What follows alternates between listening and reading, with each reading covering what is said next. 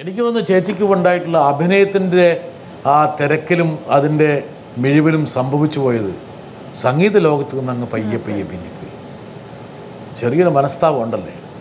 തീർച്ചയായിട്ടും ഉണ്ട്. കാരണം MS സുബ്ബലക്ഷ്മിയെ പോലെ ഞാൻ കച്ചേരിക്ക് പോയിട്ടുണ്ട്. MS സുബ്ബലക്ഷ്മിയെ പോലെ ആ ഒരു സ്വർണ്ണ വിഗ്രഹം പോലെയാണല്ലോ ആ സ്ത്രീ. അതെ, പട്ട് സാരി, തലനിറയെ പൂവ്, വൈരക്കമ്മൽ, വൈര നെക്ലസ് ഒക്കെ ഇങ്ങനെ തങ്ക വിഗ്രഹം കോട്ടയം തിരുനക്കര മൈതാനത്ത്. അപ്പോൾ അച്ഛൻ ഇങ്ങനെ സംഗീതപ്രിയനാണ്. അതുമാത്രമല്ല എന്നെ കൊണ്ട് ഇങ്ങനെ ഓരോരോ സ്ഥലത്ത് വലിയ വലിയ ആൾക്കാരുടെ കച്ചേരി കേൾക്കാനായിട്ട് കൊണ്ടുപോകുമായിരുന്നു.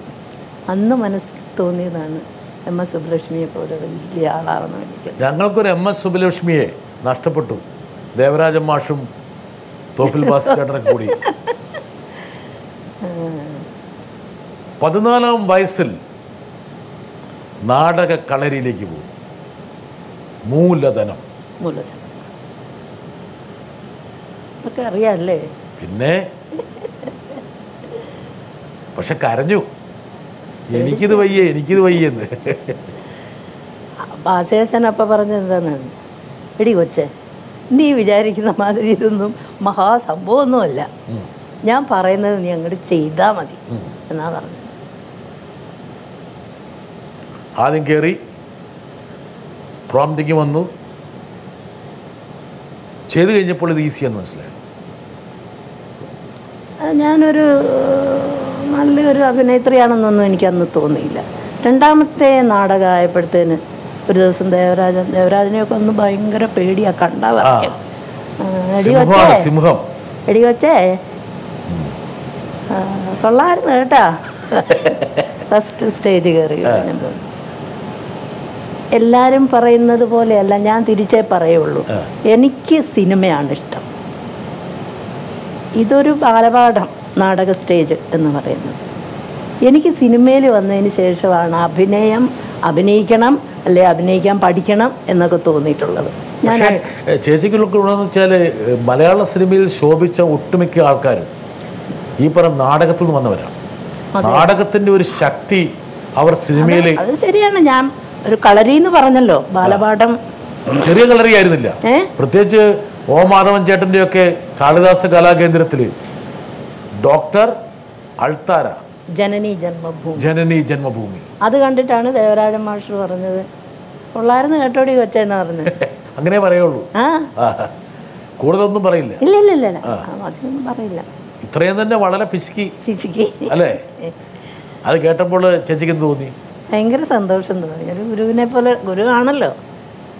അപ്പം തൻ്റെ ജീവിതം ഇനി അഭിനയത്തിൻ്റെ ലോകത്തേക്കാണെന്ന് എപ്പോഴാണ് പരമ ചേച്ചി തിരിച്ചറിഞ്ഞത്? അന്നൊന്നും എനിക്ക് താല്പര്യം ഉണ്ടായിരുന്നില്ല സത്യം പറഞ്ഞ സിനിമ. എനിക്ക് നാടകവും സംഗീതമായിട്ട് ഇങ്ങനെ പോകണം എന്നുള്ളതായിരുന്നു. പിന്നെ കുടുംബിനി സിനിമ എൻ്റെ ഗുരുനാഥൻ കൂടിയായിരുന്നു, LPR വർമ്മ. അദ്ദേഹമാണ് മ്യൂസിക് ചെയ്തത്.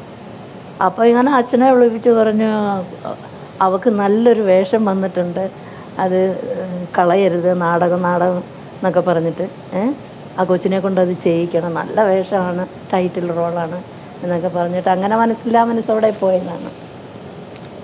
പക്ഷേ അതിന് മുമ്പ് ഞാനൊന്ന് മുഖം കാണിച്ചിട്ടുണ്ട്. ശ്രീരാമ പട്ടാഭിഷേകം.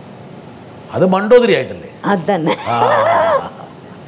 രാവണന്റെ ഭാര്യ. അത് ഈ തങ്കപ്പ മാസ്റ്ററെ വിളിച്ചിട്ട്, അന്ന് അങ്ങാര് ഞങ്ങളുടെ കാളിദാസ കലാകേന്ദ്രത്തിലുണ്ടായിരുന്നു, സിനിമയും ചെയ്യുന്നുണ്ടായിരുന്നു. അപ്പോൾ സുബ്രഹ്മണ്യ മുതലാളി ചോദിച്ചു പോലും ഇങ്ങനെ, അപ്പോൾ ഇങ്ങനെ കാണാൻ കൊള്ളാവുന്ന കൊച്ചു പിള്ളേർ വല്ലവരും ഉണ്ടോ ഇങ്ങനെ ഒരു വേഷം ചെയ്യാൻ. അങ്ങനെ വെറുതെ പോയതാ, പുള്ളി കാണാൻ വിളിപ്പിച്ചതാ. അപ്പോൾ ആ വേഷമൊക്കെ ഒന്ന് ഇട്ടിട്ട് വന്നാട്ടെ പൊന്നമ്മ എന്ന് പറഞ്ഞു.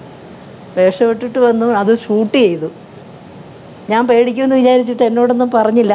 രാവണന്റെ സന്നിധിയിലേക്ക് ചെന്ന് ഇച്ചിരി അപ്പോൾ ഗ്ലിസറിനൊക്കെ അറിയാം സ്റ്റേജിൽ, ഇച്ചിരി ഗ്ലിസറിനൊക്കെ ഇട്ടിട്ട് ഇങ്ങോട്ട് നടന്നു വാ പൊന്നമ്മ എന്ന് പറഞ്ഞു. അങ്ങനെ നടന്നു വന്നാൽ അവർ ഷൂട്ട് ചെയ്തു. അങ്ങനെ മണ്ടോദരിയായി. സിനിമയിൽ അതൊരു വലിയ വേഷമൊന്നും ആയിരുന്നില്ല, ചെറിയ വേഷമായിരുന്നു. എങ്കിലും സിനിമയിൽ കാല് വെച്ചത് ക്യാമറയുടെ മുമ്പിൽ, മൂവി ക്യാമറയുടെ മുമ്പിൽ വന്നത് ഇതില്ല, ശ്രീരാമ. അതോട് കൂടിയിട്ട് സിനിമയിലെ ജൈത്രയാത്ര ചേച്ചി ആരംഭിച്ചു. കുടുംബിനി ഭർത്താവ് ഓടയിൽ നിന്ന് പ്രേം നസീറിൻ്റെ നായികയായിരുന്നു.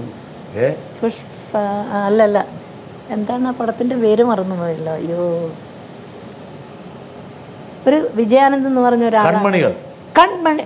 ഇത് ഇവിടുന്ന് കിട്ടിയത് കൺമണികൾ. ചേച്ചിയുടെ ഓർമ്മ പോയാലും എനിക്ക് ഓർമ്മ പോകില്ല കേട്ടാ. എനിക്ക് കുട്ടിക്കാലത്തെയൊക്കെ നല്ല ഓർമ്മയാണ്. പിന്നെ ഇതിനെക്കുറിച്ച് അങ്ങനെ ആലോചിക്കാത്തതുകൊണ്ടായിരിക്കാം ഇടയ്ക്കുള്ള കാര്യങ്ങളൊക്കെ ചിലതിങ്ങനെ